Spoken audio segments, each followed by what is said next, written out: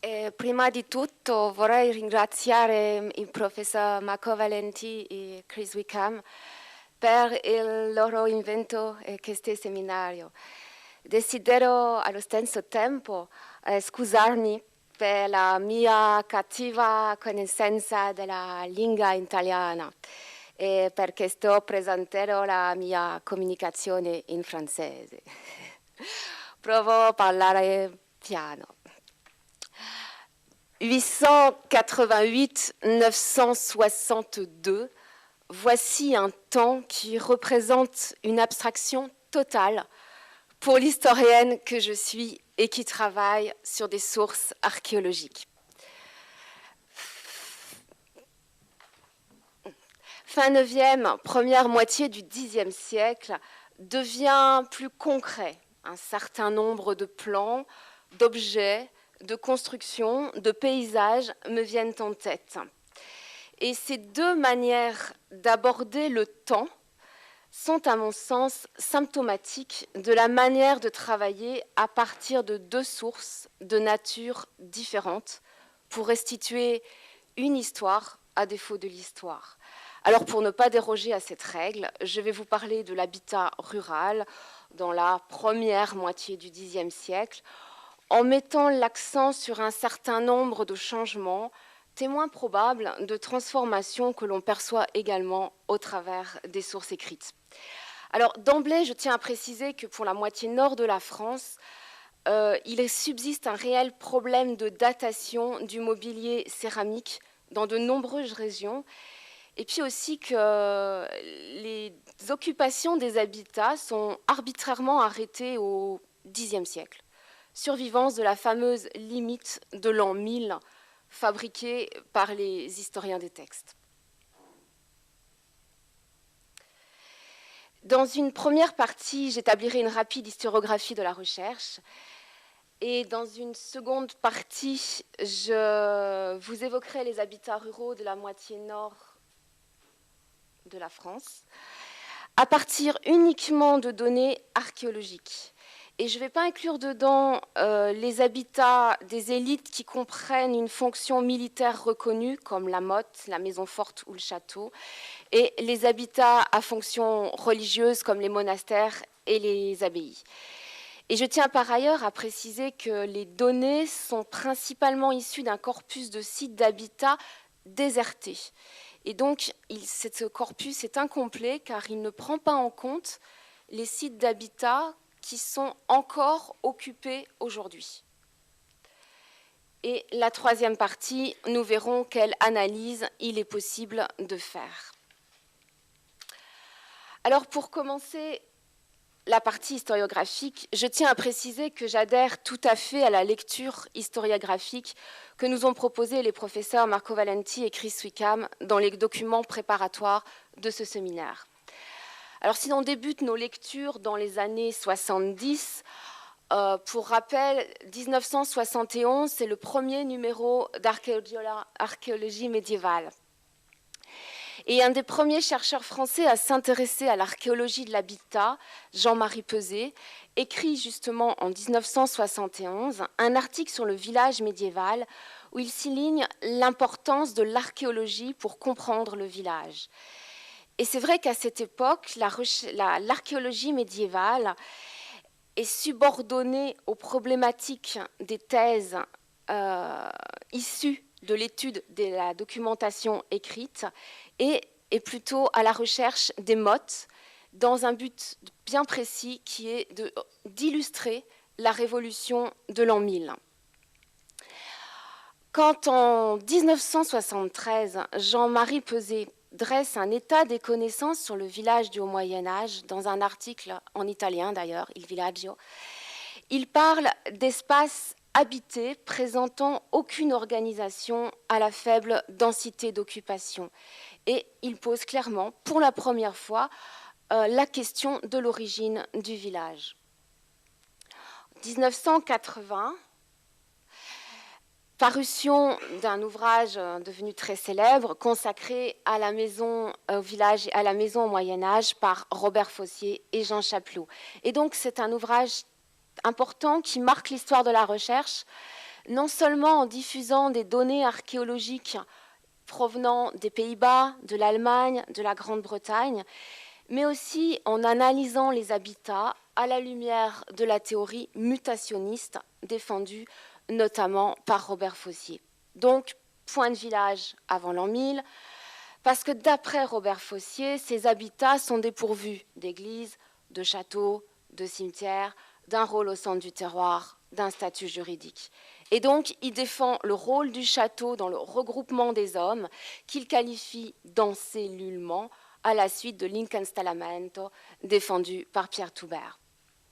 Donc, on voit bien, l'habitat a d'emblée été considéré comme quelque chose de différent du village. Et une hiérarchisation s'est instaurée, l'habitat considéré comme instable et inachevé, et les matériaux de construction ont également subi cette hiérarchisation.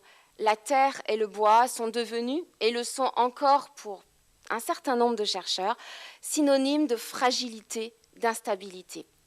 Et donc cet ouvrage va servir de référence pendant des décennies, mais va également diviser les chercheurs avec les partisans du village avant l'an 1000 et les défenseurs du village après l'an 1000, en caricaturant à peine d'un côté les archéologues, de l'autre les historiens.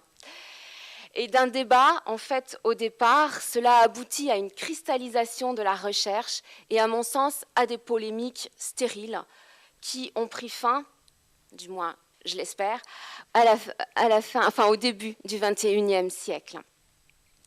Autre fait important de la fin des années 80, le développement de l'archéologie préventive. En France, l'archéologie préventive, c'est des fouilles systématiquement avant l'aménagement du territoire. Et aussi, et très important, des sondages systématiques pour voir s'il y a des vestiges avant aménagement du territoire. Et donc ce développement de l'archéologie préventive va permettre de multiplier le nombre de sites fouillés, et notamment d'habitats du Haut Moyen-Âge, sites fouillés sur des surfaces qui vont de 5000 mètres carrés à plusieurs hectares. Et ce développement est également à l'origine complet du renouvellement de l'approche de l'étude des habitats ruraux grâce à l'absence de problématiques. Alors, ça a longtemps été considéré comme un défaut, un non-sens. Normal, pas de problématique, c'est un peu bizarre.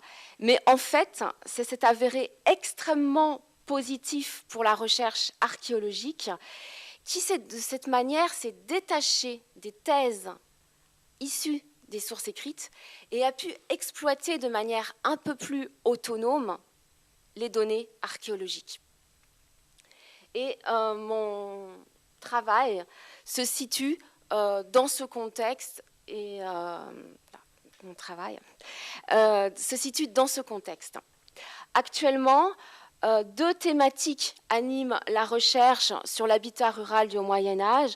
Une thématique qui s'intéresse à l'interaction homme et milieu et qui donne une large place aux sciences de la nature, et une thématique qui travaille sur les types des habitats et cherche à les distinguer les uns des autres pour les replacer dans des réseaux socio-économiques au sein de territoires. Alors c'est assez amusant de s'apercevoir que maintenant, aujourd'hui, une des problématiques, ce sont les habitats des élites. Et bien entendu, initiés par les historiens des textes. Et donc, il est important que les archéologues maintenant soient très vigilants dans leur recherche et dans leur façon d'analyser pour ne pas reproduire à nouveau les erreurs méthodologiques signalées dans l'historiographie. Et par ailleurs, et ça c'est important, une nouvelle attention est portée depuis le début du XXIe siècle au sous-sol des villages actuels. Et les fouilles qui s'y déroulent, souvent sur de très petites surfaces, ça ressemble plus à des fouilles urbaines, révèlent souvent des vestiges d'habitat bien antérieurs à l'an 1000 et qui ont la même nature que les vestiges qu'on trouve sur les villages désertés. Alors, c'est un peu délicat pour moi de vous faire une image fixe des habitats au Xe siècle. Alors, comme on l'a vu avec la communication d'Hélène Peterson, 2 cas de figure peuvent se présenter. L'occupation du Xe siècle fait suite à une occupation d'habitats créés avant, ou alors on a des habitats créés pendant le Xe siècle. Alors, ce qui va caractériser le Xe siècle, c'est les abandons qui sont importants, presque 20%.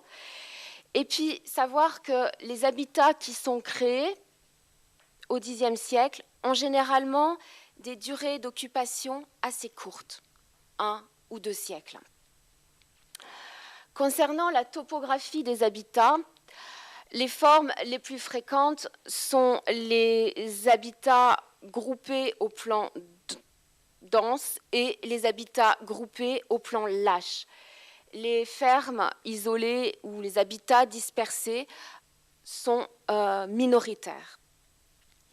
Alors ces habitats s'organisent en unités agricoles qui ont des tailles variables de 350 mètres carrés à 2500 mètres carrés et elles peuvent s'organiser selon un axe de communication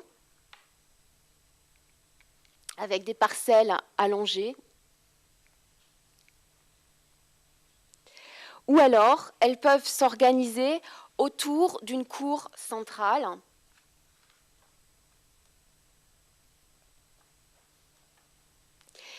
et cette cour, cet espace libre, présente des dimensions variables et sous réserve d'une étude plus poussée, il apparaît que la taille de la cour peut être un critère possible pour identifier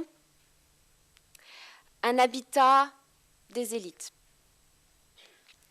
C'est à partir du 9e, 10e siècle que se développent également de nouveaux parcellaires, ça dans certaines régions de la France, mais aussi on voit surtout des délimitations des unités, l'apparition de clôtures, de fossés qui marquent les unités agricoles.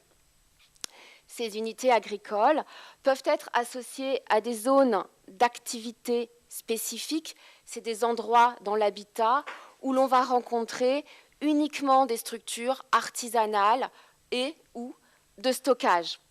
Là, ce site présente que des structures artisanales et de stockage. Et bien entendu, là encore, on va retrouver des délimitations avec notamment ici un important fossé.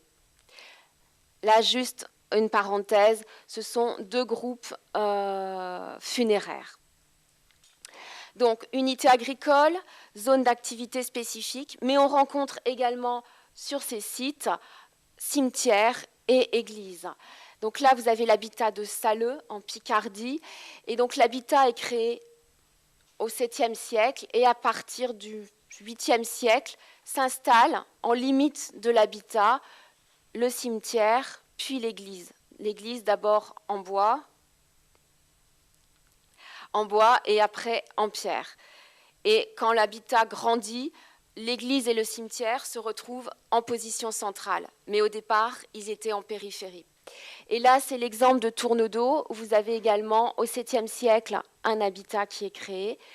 Vers milieu du 7e siècle, 8e siècle, une zone funéraire, une nécropole, une église en bois, puis une église en pierre.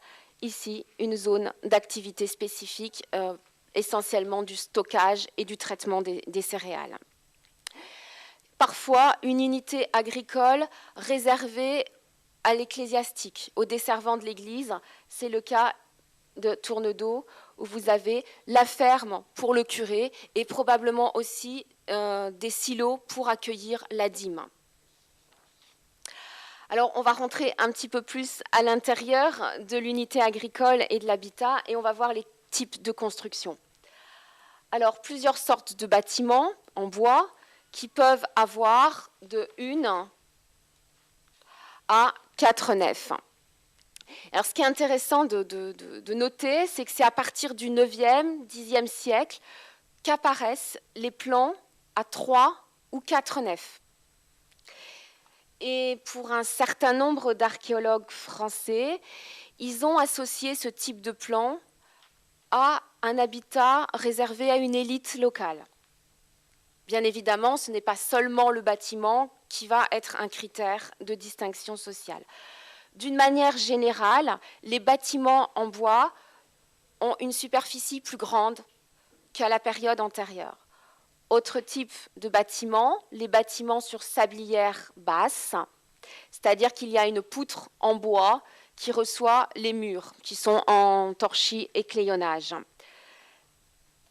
Autre type de construction qui se développe et qui apparaît aussi 9e, 10e siècle, ce sont des bâtiments qui sont construits dans des petites tranchées de fondation et c'est des murs en torchis clayonnage. C'est plus typique de la Lorraine et on en connaît quelques exemples en Normandie.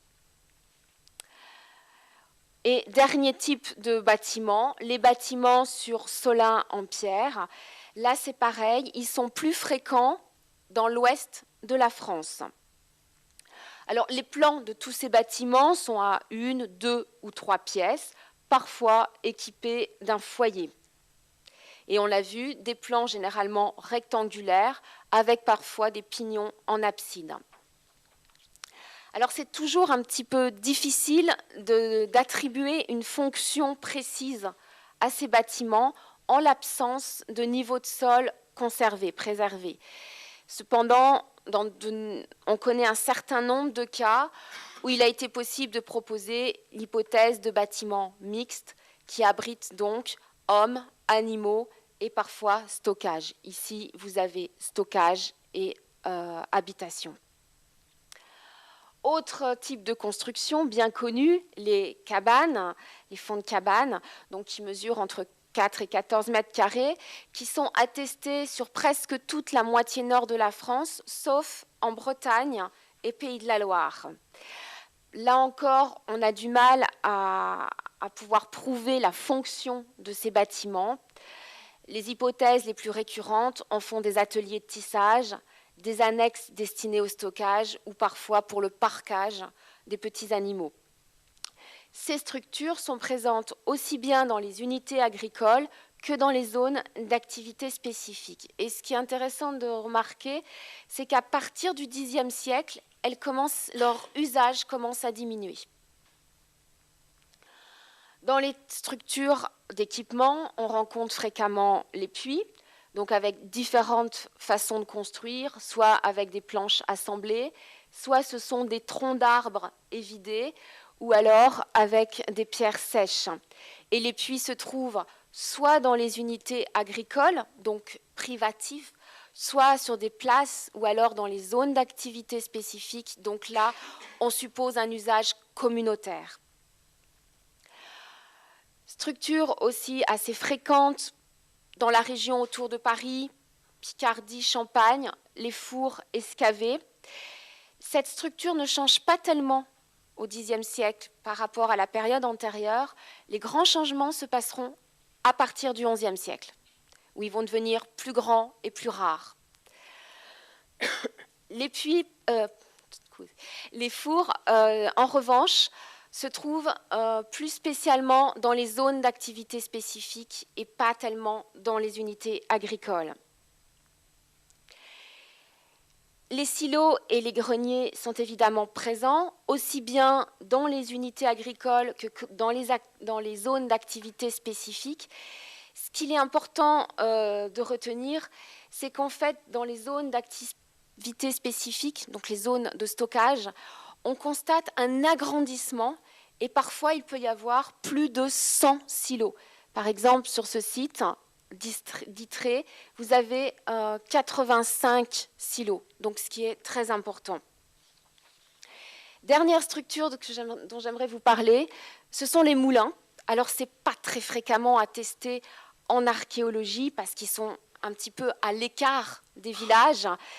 Néanmoins, on en connaît quand même un certain nombre par l'archéologie et je vous présente le dernier moulin sorti découvert en France, dans le Jura, et les premières datations dendrochronologiques indiquent Xe, XIIe siècle. Juste, le moulin n'est pas une innovation, une nouveauté du Xe siècle, comme cela a longtemps été écrit. L'archéologie atteste, au moins en France, des moulins dès le 8e siècle, et bien sûr au 9e siècle, etc. Si maintenant on regarde le mobilier découvert sur les sites, il est généralement pauvre. C'est souvent de la céramique très fragmentée, de la faune, rarement des objets métalliques en os, en verre ou en pierre. Cependant, à partir du 9e siècle, mais surtout au 10e siècle, certains types d'objets deviennent plus fréquents sur les sites, comme les monnaies, même si ça reste rare, comme les outils agricoles, qui d'ailleurs parfois on trouve sur un certain nombre de sites des dépôts d'outils agricoles, comme également les équipements du cavalier et du cheval, donc les fers à chevaux et les éperons, et aussi des armes qu'on ne trouvait pas avant en contexte d'habitat. Le mobilier est aussi un indicateur pour les activités artisanales et on s'aperçoit qu'on a plus de témoignages, donc on suppose que l'activité artisanale est plus importante au 9e, 10e siècle. Alors ça peut être bien évidemment la céramique, donc voici un four de potier, la métallurgie, le tissage, ça peut être également le travail du bois, du verre, la fabrication de meules, etc. Juste, j'attire votre attention, et sous réserve d'une étude plus poussée, dans certaines régions, comme autour de Paris, on s'aperçoit qu'on va se mettre à utiliser les métiers à tisser à double barre au détriment des métiers à tisser à poids. Voilà. Donc maintenant, quelle analyse on peut faire de toutes ces données? Alors avant de vous proposer des pistes, je vais récapituler les principaux changements qui donc interviennent et qui sont, à mon sens, significatifs. Ça, c'est pour vous. D'un point de vue topographique, un des changements importants est, sans conteste, l'affirmation des délimitations de l'espace. Le renouvellement du parcellaire, ce n'est pas une nouveauté les parcellaires, mais c'est important parce que ça remodèle complètement, change le paysage. Donc au niveau des structures de l'habitat, on a vu agrandissement des surfaces des bâtiments, généralisation des bâtiments sur solin en pierre dans l'ouest de la France, de nouveaux types de plans avec les bâtiments à 3 et 4 nefs et les bâtiments à abside, diminution de l'usage de la cabane excavée, développement du métier à tisser vertical à double barre dans certaines régions, augmentation de la capacité de stockage des zones d'ensilage, augmentation de des zones d'activité spécifiques, affirmation de développements régionaux particuliers, et le mobilier, donc on l'a vu, des monnaies plus fréquentes, des outils agricoles et des outils en général plus fréquents, et puis certains sites avec des éperons, des armes. Mais l'archéobotanique indique aussi, dans certaines régions, le développement de plantes textiles et tinctoriales, et l'archéozoologie a pu mettre également en évidence le développement d'élevages spécifiques, là encore dans certaines régions comme dans le Nord ou la Picardie. Alors, comment analyser ces données?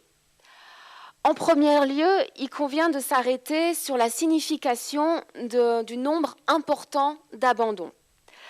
Alors, ces abandons, je les ai analysés, c'est une solution, une hypothèse, comme le témoignage de la restructuration des campagnes, marquée par une concentration de l'habitat au sein du terroir, avec en fait une diminution de l'organisation de l'habitat polynucléaire au profit d'un seul noyau d'habitat.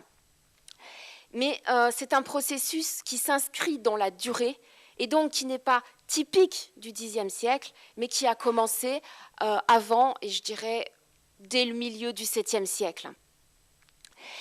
Le taux de création n'appelle aucune remarque. En revanche, la courte durée d'occupation des sites qui sont créés au Xe siècle, là, ça interroge. Alors, ça peut être analysé comme des créations pionnières dans des milieux peu favorables au développement d'un habitat, que ça soit peu favorable pour une situation économique que des milieux hostiles au niveau écologique. Mais je me demande aussi si ce n'est pas là les limites du corpus, c'est-à-dire on a affaire qu'à des habitats désertés, et si on regardait sur les villages qui sont encore actuellement occupés, il y a peut-être aussi des créations du Xe siècle. Donc ça, c'est l'inconvénient, je crois, du corpus. L'affirmation des délimitations de l'espace confirme, à mon sens, ce mouvement de restructuration des campagnes. Donc désormais, l'espace, il est délimité, il est compté, l'habitat occupe une place bien particulière au sein du terroir, et terroir qui, lui aussi, est délimité. Et donc, en fait, on constate un besoin de marquer les choses, et je pense que c'est le signe d'un changement aussi bien des mentalités qu'on peut mettre sur le compte et de l'influence religieuse du christianisme que influence politique. Et puis sinon, toutes ces données sont, à mon avis, des témoignages d'une croissance, ou du moins d'une continuité de croissance économique. On l'a vu, amélioration du confort des bâtiments, agrandissement de leur taille, accroissement des zones bâties, les villages sont plus grands, accroissement des zones d'ensilage, d'activités spécifiques. On investit dans des structures comme les moulins, par exemple. Et on voit aussi une spécialisation des activités économiques, avec notamment le développement de l'élevage des moutons, des ovins, en relation avec la laine, et par conséquent, par derrière, le développement des activités textiles, qui sont aussi confirmées par l'augmentation des plantes textiles qui sont cultivées. On voit aussi qu'il y a un changement dans les pratiques d'écoulement de la production, que ce soit des productions agricoles avec des zones de centralisation des productions. C'est comme ça que j'interprète l'agrandissement des zones de stockage, augmentation également des monnaies. Aussi, on constate une affirmation de la présence ecclésiastique au sein des campagnes, avec le développement, on l'a vu, des églises, mais on voit aussi que cette présence ecclésiastique se fait par la prise en main de la gestion de la mort, puisque de la sphère privative et familiale, finalement, la mort passe à une espèce de sphère publique avec le cimetière accolé à l'église. Et là encore, on retrouve la délimitation du cimetière et de l'église. Et puis, on a vu des apparitions de plans spécifiques, 3, 4 nefs, qui témoignent probablement d'une volonté de se démarquer, accentuée encore aussi par ces fameuses limites, et il est vraiment tentant d'associer ces nouveaux plans à l'apparition, à l'émergence d'une nouvelle classe sociale à l'intérieur de ces habitats. Et cette nouvelle classe sociale, finalement, son apparition est confirmée par la présence des éperons et des armes, donc aussi une militarisation de la société. Per concludere, scusi. L'archéologie de l'habitat rural, on vient de le voir, donc témoigne effectivement de changements pour lesquels des amorces d'explications viennent de vous être proposées. Alors d'aucuns, notamment chez mes collègues historiens, estimeront que c'est insuffisant et qu'encore un effort aurait été nécessaire. Mais là, comment aller plus en avant sans tomber dans l'erreur méthodologique déjà soulignée par l'historiographie, de transformer les données archéologiques en simple illustration des thèses des uns et des autres, formulées uniquement à partir des sources écrites. Donc là, c'est un problème méthodologique. Mais cette précaution n'exclut pas pour autant de souligner les points convergents comme la hiérarchisation des habitats et de la société, au travers de l'émergence d'élites. Et ces élites ne vivent pas uniquement dans les châteaux, les maisons fortes ou les mottes. L'archéologie vient de le montrer. C'est aussi dans des habitats classiques. On voit aussi point de convergence avec la transformation des modes d'écoulement des productions, de la distribution de la production, en relation sans conteste, à mon sens, avec le développement des marchés et des foires. Également, point de convergence avec spécialisation de certaines productions, comme le textile. On voit bien l'émergence de textile. 888-962, unas volta, je ne sais pas. Pas pour la moitié nord de la France.